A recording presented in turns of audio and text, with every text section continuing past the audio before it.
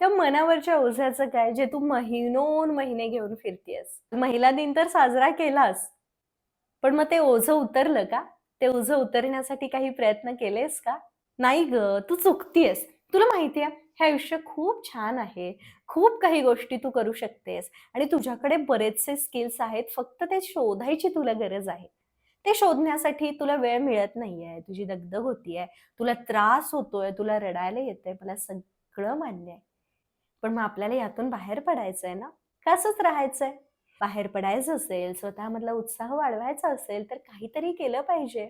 तुला सांगू, आपल्या आजूबाजूचे लोक आपल्याशी काय वागतायत, कसं वागतायत, हे आपल्या हातात नाहीये गं. ते नाही आपण बदलवू शकत. त्रास होतो, खूप वाईट वाटतं, की का लोक आपल्याला असे करतात? का आपल्याशी असं वागतात? मग ते कोणतेही लोक असू देत. अगदी ऑफिसमध्ये इतकं बर्डन का आहे? मीच का इतकं काम करतेय? माझं काम दिसत का नाहीये लोकांना? मला माझ्या कामाचं क्रेडिट का मिळत नाहीये? माझी मुलं ऐकत का नाहीयेत माझं? माझा नवरा माझ्यापासून दुरावतोय का? अशा अनेक गोष्टी आपल्या मनामध्ये चालू असतात आणि आपण करत काहीच नाही. आपण फक्त याच गोष्टींचा विचार करत राहतोय. आणि हाच विचार मोठा होतोय. हा विचार मोठा झाल्यामुळे परिस्थिती सुद्धा तशाच घडायला लागतात.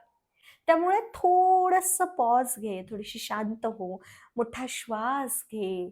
तो श्वास होल्ड कर आणि हळुवारपणे तो श्वास सोड.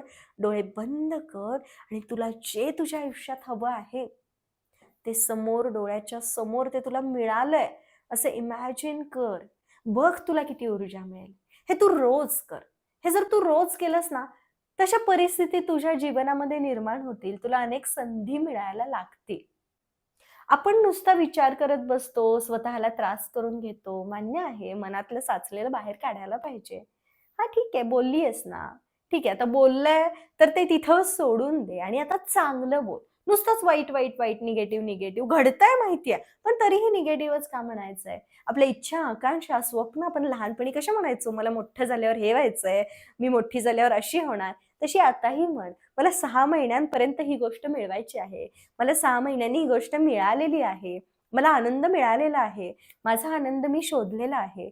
असं म्हणायला तू जर सुरुवात केलीस ना, बघ जादू होईल आणि ती जादू अनुभवण्याचा हक्क तुलाही आहे.